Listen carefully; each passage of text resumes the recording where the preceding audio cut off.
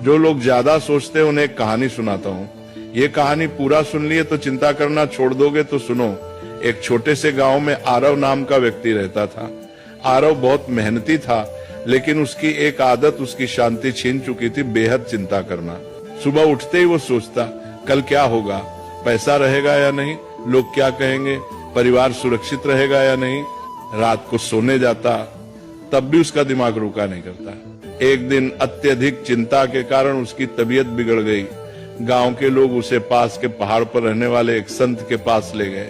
संत बहुत सरल जीवन जीते थे, न ज्यादा बोलना न ज्यादा सोचना। आरव ने संत से कहा, महाराज, मेरा मन कभी शांत नहीं होता, मैं हर समय डर और चिंता में रहता हूँ। संत मुस्कुराए और पास रखी एक मिट्टी की मटकी उठाई। उन्होंने कहा, इस मटकी को पानी से भर दो। आरव ने मटकी भर दी। फिर संत बोले, अब इसे सिर पर रखो और चलो, लेकिन एक शर्त है, अगर एक बूंद भी गिरी तो तुम असफल हो जाओगे। आरव पूरी तरह मटकी पर ध्यान लगाकर चलने लगा। रास्ते में लोग उससे बातें करते रहे, आवाजें आती रही, लेकिन आरव ने कुछ नहीं सुना। वह सिर्फ मटकी पर ध्यान देता रहा। कुछ देर बाद संत ने कहा, रुको, अब बताओ रास्ते में कितने लोग मिले। आरव बोला, महाराज, मुझे कुछ पता नहीं, मैं तो बस मटकी बचाने पर ध्यान दे रहा था। संत ने शांत स्वर में कहा, यही संत होने की शुरुआत है। जब ध्यान जरूरी चीज पर होता है तो बेकार की आवाजें अपने आप चुप हो जाती हैं।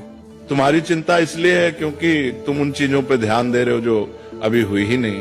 फिर संत ने आगे कहा, जो तुम्हारे हाथ में है कर्म, उसे ईमानदारी से करो। जो तुम्हारे हाथ में नहीं, भविष्य से भगवान पर छोड़ दो। यही संत का मन है।